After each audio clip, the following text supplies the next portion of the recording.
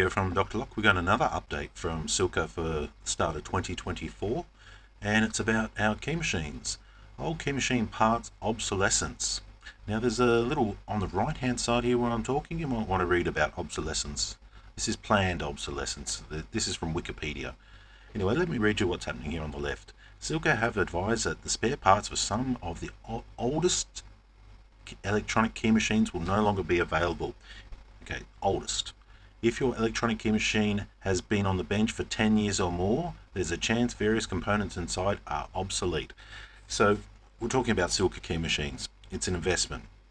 A business will buy one of these and expect to run it for 10, 20 years flat out all the time and get good results. And they have done. In the past, they have done. I'll show you multiple examples where they've cut, machines have cut, 1,000,000 plus keys accurately, and the machine is still thriving on the bench. It's still making money. Okay, so they're talking about those type of machines, anything over 10 years. If you're buying a 20 to 30 grand machine, or even a 5 or a 10, you want 10 years out of it, at least. But that's just my opinion. With the electronic industry moving so quickly, older components become obsolete from the people who make them. Okay, I get it, they do. Well, it's up to the manufacturer then to buy in bulk and store them on the shelf like the car manufacturers do. If you're the only person who's made that particular circuit board, who has that particular sensor, they're small parts when they're not built into a machine, and considering that you're selling these machines all over the world, would it be so bad to have a storage of them? Or you can also get the parts remade. It's not like this is a once-off thing, it's never going to be made again. If you've got the specs, you can get stuff remade. But of course, they want you to buy new. And looking at this, we're saying that 10 years is old. It's not for an electronic key machine. I mean, I'm still using one. We'll get into that later on. Let's just go through this announcement. Okay, and while Silca have a generously stocking and sourcing policy, they can't keep old electronics going forever. Well, yes and no. I tend to agree and disagree. Talk to your account manager about upgrading. Oh wow, here's another 30 or 20 or 10 grand out of my pocket. New technology allows you ultimate future and streamline. Yes, new machines are better. They do more things. They do it better. I get it. But is it worth the money? I don't know. Depends on your business. Depends on how much you're turning over. Depends on how much you have to write off on tax. For some of us, it's not worth it. Okay, let's keep reading. And there may be incentives and financial advantages to renewing the investment in your business. So they're talking about tax. So many times I hear about it, they say, oh, that's 20 or 30 grand. Oh, you can just write it off on tax. Okay. So that means I've got to find 20 or 30 grand now to put into that to write it off on tax. If you're a big business and you're writing off tens or hundreds of thousands of dollars, great, you can do that. But with the cost of everything else, there's so many write-offs, you're going to literally need to be paying 80% of your income on tax to be able to write a lot of it off. A lot of this stuff is pretty expensive stuff, and there's so much you can write off already. Another $10,000 or $5,000 machine, basically is not as easy as it sounds. But I like the way people say that. Oh, it's tax deductible. Oh, wrote it off on tax. Oh, it's for the business. You can write that up. Yeah, okay. You got my point. Okay, look at the machine that they're displaying here. Okay, 10 years. Yeah, this is a 10-year-old machine. Still looks shit hot for what it is. If I'm not mistaken, that would be a Triax. I've used them in the past before, but don't own one. Okay, planned obsolescence. Let's just go through that. Basically, after a certain amount of time, they want you to upgrade. It's planned to be obsolete by a certain time, forcing you into an upgrading situation. Same as what we spoke about in the last video about the MVP going out. Alright, now this is a machine that I've had on the bench, and it goes back 24, 25, 26 years now, and it is awesome. When I got it to cut 5,000 keys, this machine can cut, and I've been told about this, over 1,000,000 keys to code, and it's still going strong. Now, don't get me wrong, I've had my issues with this machine and I've been able to fix it myself. It does have a few circuit boards in it, and if one of the circuit boards were to go now, going back on this policy here, I would be shit out of luck. I'd be throwing it in the bin. When I saw one of these machines come up for $1,800 about a year or two ago, I thought I wouldn't mind another one of them on the bench. But the problem is now the resale value of Silca has gone right down because you can't get parts.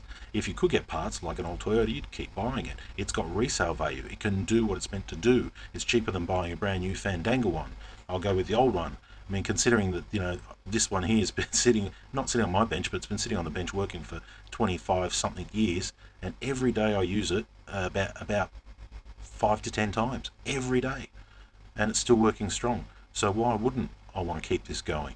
I mean, anyway, That's just the machine that I use. That's old as a dinosaur. I've even put a. You can watch one of my movies where I upgrade this into putting a big huge touch screen on the top and incorporating Instacode, so I can use it just like any brand new machine. It's got a big huge touch screen and it works just the same as some of the new machines. All right, here's another machine, the Viper, and I'm pretty sure that is the Viper there. I recently know someone who purchased one for about $5,000, and they were over the moon. It would have been about 5 to 7 years old. But considering that that's what they're showing in the image there, does that mean now a Viper's not worth a couple of grand? You use it until it breaks and then you throw it away and buy a new one because you can't buy parts? That doesn't make me too happy. This type of machine, just like this other one here, I believe them to be quite a rock solid platform. Not like the Silca Futura, which is small, Bluetooth, and a lot lightweight. The mechanisms in these type of machines are solid. They're designed for bench. They're designed to pump out a lot of keys. Professional, high-use machines for locksmith shops. So when you pay, I think this one coming out about 15 grand new. This one, when it came out, was about 20, 25. Please leave it down in the comment section what you pay for your Unicode, and please leave it down in the comment section what you pay for your Viper, brand new or second hand. That will help us all gauge up what we're talking about here. This is the Viper as well, so you had the Triax and then I think the Viper look very much the same, but this type of platform now with this colour and shape is pushing on 10 years. And to be honest with you, there are a couple of servo motors, a couple of sensors, a couple of carriages, a couple of vices, a couple of cutters, and a motherboard. So parts, I don't think are that bigger problem for such a massive company. I think they're just encouraging us all to buy new ones. Oh, if it breaks down now, just throw it away. But believe me, some of these machines can be fixed, and I'll talk about that in a second. Alright, so this is the Quattrocode. I remember seeing this machine. I used it back in 2003, I think it was. Quite an impressive machine. Could do carbo, can do side cut car keys, do just about anything. It was the bee's knees. $30,000 or $33,000. Now, to think that if I was to see one of these now and somebody wanted a couple of grand for it, I'd probably pay for that. Knowing what I know now about this parts and not being able to get parts for it, I wouldn't buy it at all. So once again, now this basically is, not good for anyone, and it's not going to hold any resale value because it's good until it breaks down, and now nobody's going to see your parts. And remember, $33,000. If you're factoring that in over 20 years, that's okay. But if it's still working, why do you have to buy a new one? Just over a couple of parts or a couple of electronic little parts, sensors a lot of the time. All right, the Unicode 299, still a rock solid machine. This is had the 199 and the 299. That's my 199, and then they had the next 199 that looked like this, and then the 299. And yeah, they're still rock solid, good bench machines. If parts were available, I'd pay 2 to 3 grand for this machine every day of the week. If parts were still available, knowing what I know now, I wouldn't touch it because you're getting to the stage where if you can't repair it, it's useless. It's a brick. Triax is another good one. I forget what they were worth, 13, 15 grand. Cut a long story short, another good machine that should be able to last the 20 years. And electronics do break down, and it's not like we're losing the people to be able to fix it. Resistors, a lot of the proprietary software in these on the motherboard and things like that, these type of chips are small. Talking about a microchip that holds it, like this one, for example. I remember talking about this one with my sales manager, and he was saying, that you might as well just leave it running all the time. If I'd done that, it would have worn out quicker, would have burnt the motor out, all capacitors, all that sort of stuff. I turn it off when I'm not using it. He says, that if it's losing this or losing that, just program it up and leave it running all the time. It wouldn't have lasted if I'd done that. See, they're happy to sell you new machines. The next thing he told me about is, you need probably a new motherboard or the big chip that lives inside it. You can't get it anymore. Just buy a new one. That's too old machinery. The way they talk about it, it's like almost like a sales pitch to get you to buy a new one. I get it. That's their job. They sell them. But here's the thing. It wasn't that. I just needed to recalibrate it, reset my X and Y axes, and it's still going strong. A little sticker on the front I wrote, my X and Y axes. I've seen other people do the exact same thing. If it does lose its memory, put a new coin battery in it, change X and Y axis to the 0 position, and you're good to go. But if I listened to, the sales rep, I'd be buying another 20 grand machine that year and be left with a big expensive brick that I can't sell on to anyone because it can't be repaired. They don't want to touch it, so you're left kind of repairing things yourself. Okay, the Marker. Ooh, that's an interesting one. 19 grand if I'm not mistaken. There's another machine that's over 10 years. Well, 20 I think now. So is that now obsolete on parts? I think this is a very broad statement. I think what they should have done is listed what parts are not, or what machines are, because Now I'm starting to get nervous about every Silca machine that I got, because none of them are new except for the Futura. Okay, here's a machine I actually bought. I did a few videos on. It was an Ilco Orion code machine, very rare. Looked great, been looked after. Looking forward to using it and all the rest. And it had a screen issue. We could get around the screen issue. That was redoable just by taking it to the electronics guy and rebuilding a screen for it. Not a problem. Keyboard was fine, but it was a motherboard and a simple chip inside that couldn't be replaced. So this whole thing became rubbish because of one circuit board that couldn't basically be reordered. Now, because it wasn't popular, they stopped selling it, stopped making it, and then after that, it wasn't made anymore. But all it was a circuit board with all the information on from the manufacturer.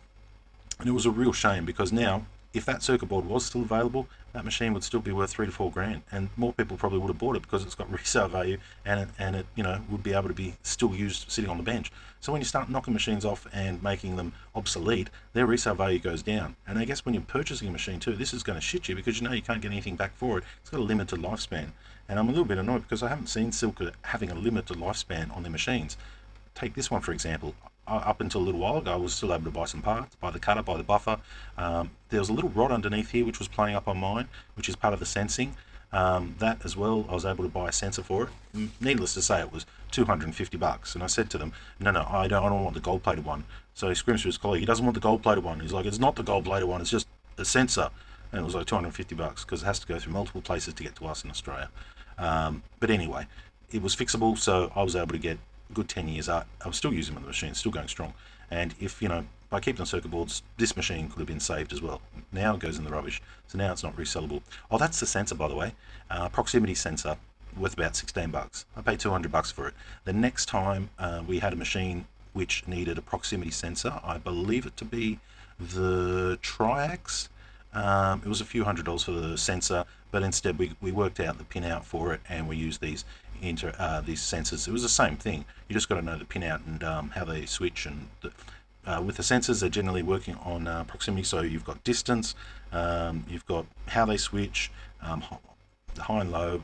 It's a video for another day. But yeah, parts like this you can buy and you can keep them going. But motherboards and proprietary software, when it's that, you're cooked. And sometimes you can't tell. A lot of circuit boards too. When you're doing custom circuit board for a machine like this, generally they'd make quite a few of them, and they're only small. And I remember when I had to buy a new screen for my HPC Shark. It was coming from the US. I think it was $400-500, but it had the circuit board and it was proprietary for that machine. And it worked well, and it was good to be able to just do that, buy that new screen, swap it out. And that's why I'm saying with some of these machines, would it really hurt to have a couple of hundred of these boards sitting on the shelf? They're asking good money for it.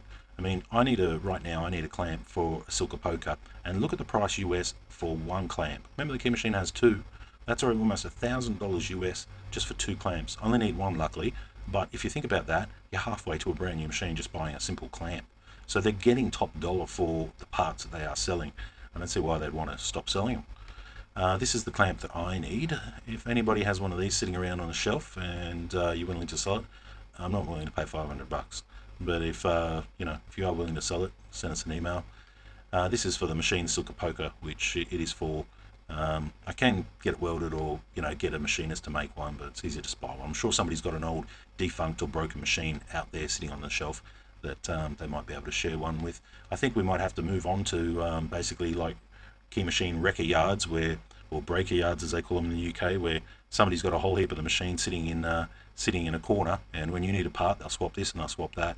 I think that might be what we have to move on to.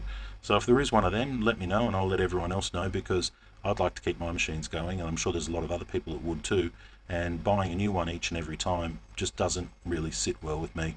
I mean, 10 years, 5 years, 10 years goes past quick in the locksmith industry when you're working all the time, and the machines, you pay that money once off, it stings, it hurts your pocket, and you want to kind of see it sitting there working on the bench, doing exactly what you want it to do when you want it to do. So yeah, not happy to throw a machine like this away over a simple little circuit or a circuit board. I think that's ridiculous. And the manufacturer and the reseller aren't interested, so I think we'll have to move into somebody who can purchase them cheaply and then resell the parts to keep them going. Even look what's here on the left here. See that? That's that 199. That's that machine there. Isn't that funny? They've got this machine, but they've got the real old schooler like I've got. Isn't that funny? They've still got one working, but yet no one wants to sell parts for it anymore. And you can even see they've got the Perspex cover on it too. That's rare to see these days. Even my one, even the one here, no Perspex cover. Perspex cover gets broken, it's gone years ago. Anyway, that's my rant on that. Leave your comments down below what you think, and if you're happy with this, because I think they're pretty much just gearing us up to say, you know, time to buy a new one, time to buy a new one, time to buy a new one. Good for sales, but not so good for locksmiths. I mean, I've got some key machines that go back well before I was even a locksmith, and they're still there, they still work, and they'll probably be working well after I'm still, you know, when I'm not a locksmith, so they'll still be cutting the same key. It's a good thing about mechanical key machines. Anyway, leave your comments down below, and thanks for watching.